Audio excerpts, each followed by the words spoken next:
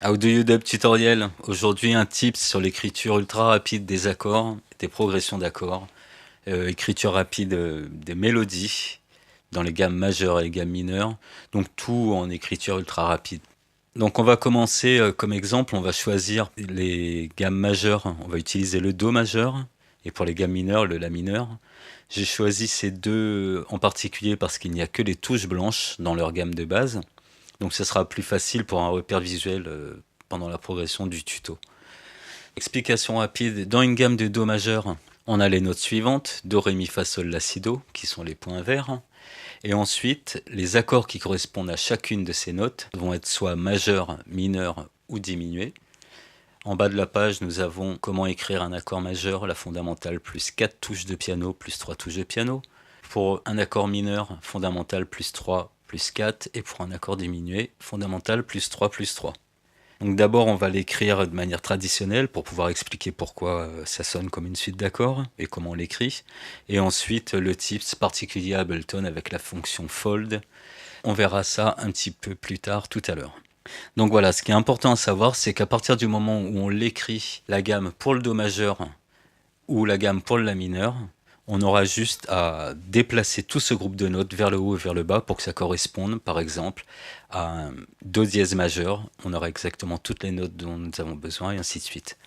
Donc tout ça, c'est important à faire en début de session, c'est-à-dire quand on commence à faire un morceau, parce que ça nous donnera tous les accords qui sont dans une gamme spécifique qui pourraient être utilisés pour composer le morceau. C'est-à-dire on n'est pas obligé de prendre les 8 accords qu'on va écrire là, mais on pourra en choisir 2 ou 3.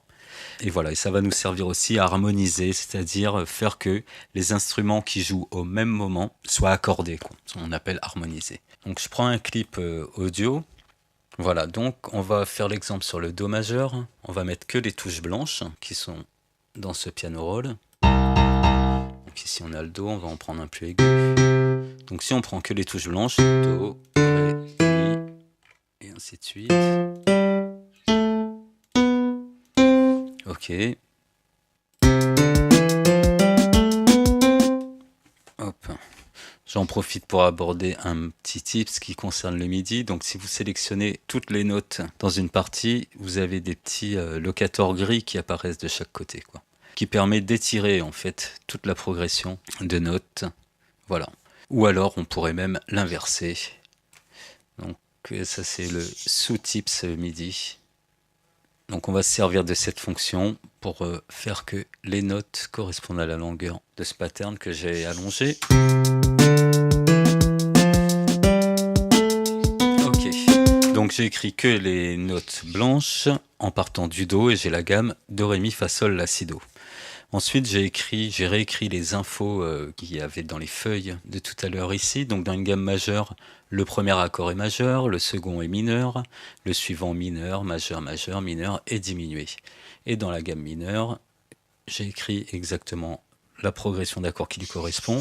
Et dans une deuxième colonne ici, comment on écrit un accord majeur, comment on écrit un accord mineur et un accord diminué.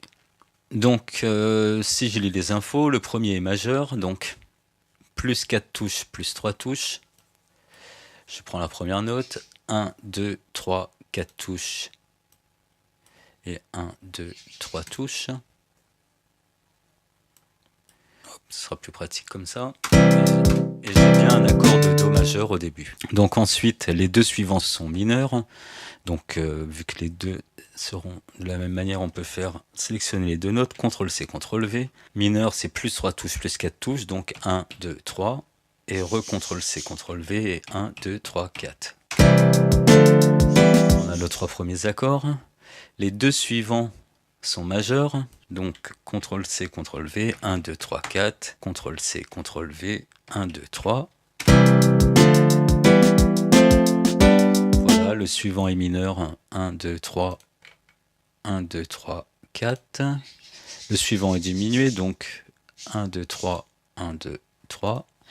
Et pour l'octave du Do, 1, 2, 3, 4. 1, 2, 3. Et voilà.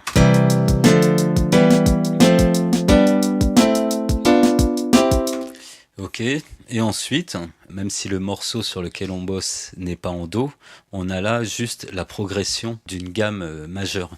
Donc on aurait juste à sélectionner toutes ces notes, comme je disais tout à l'heure, et admettons le morceau n'est pas en Do, mais il va être en Mi. J'emmène le tout sur le Mi en appuyant sur la flèche du haut. 1, 2, 3, 4, voilà. Cette note-ci est un Mi. On le voit ici, E c'est Mi.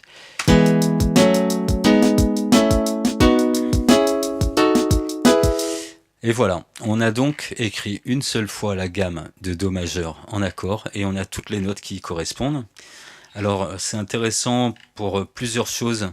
Par exemple, on peut imaginer que le morceau qu'on joue aurait la note Mi dans les basses pour avoir la note Sol dièse, donc par exemple au mélodica, et la note Si sur la trompette. Donc comme les trois notes d'un piano pourraient être trois instruments différents qui jouent des notes complémentaires qui donnent un accord. Donc ça c'est la première raison pourquoi c'est intéressant d'avoir tous les accords d'une clé spécifique avant de commencer un morceau.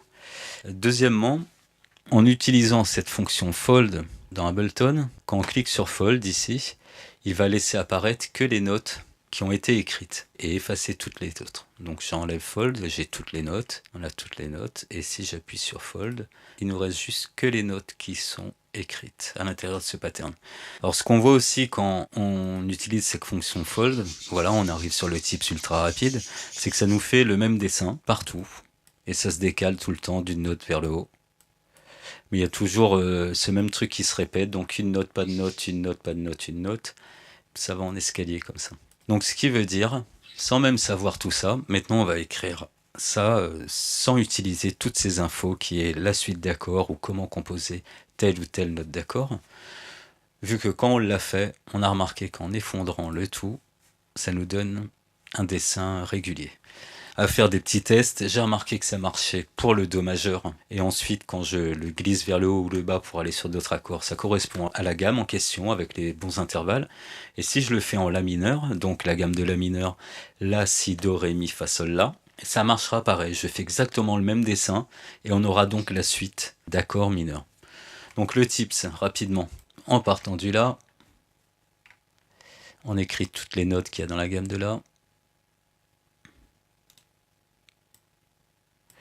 les touches blanches, bien sûr on est en La mineur, voilà, on sélectionne le tout, CTRL-C, CTRL-V, flèche du haut, on a toutes les notes de La sur 2 octaves, ensuite on appuie sur Fold,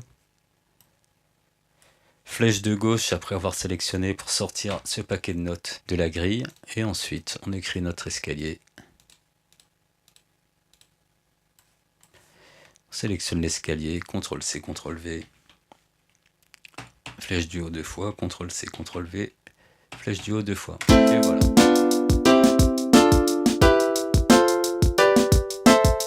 Pour terminer rapidement, donc à quoi ça peut vous servir en dehors du fait d'écrire des accords de piano? Parce qu'ensuite, quand vous faites un morceau, vous allez en choisir que 2. Admettons, on va se dire, tiens, on va prendre celui-là et celui-là. Donc on va effacer tous les autres. Et les inscrire sur une autre grille, plutôt un 8e.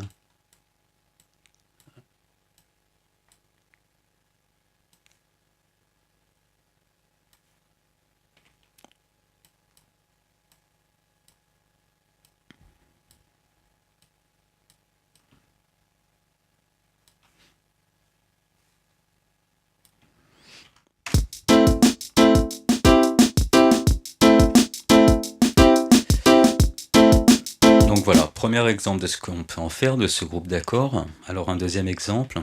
Donc un accord, c'est plusieurs notes qui jouent simultanément. Et du coup, là, c'est que le piano avec 3 doigts qui joue ces 3 notes. Ce qui fait que cette même grille pourrait être copiée dans une autre piste. Et du coup, on irait effacer ces 2 notes pour pouvoir laisser cette note jouer sur l'instrument de cuivre ou de mélodica et ainsi de suite, quoi. Donc ça vous permettra d'avoir tous les outils pour pouvoir harmoniser rapidement votre musique. Autre exemple de à quoi peut servir aussi ce type, on s'arrêtera là ensuite, c'est que, admettons, vous avez une mélodie que vous avez écrite, donc on va écrire une mélodie rapide.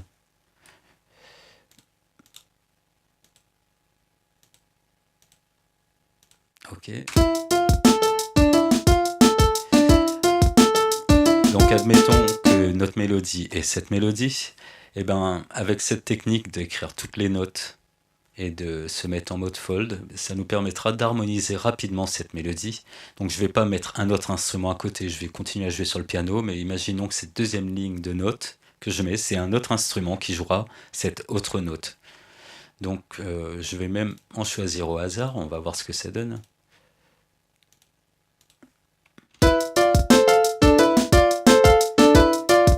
Ok. Quoi que je fasse, ça me donnera des choses qui sonnent. Voilà un petit peu le topo.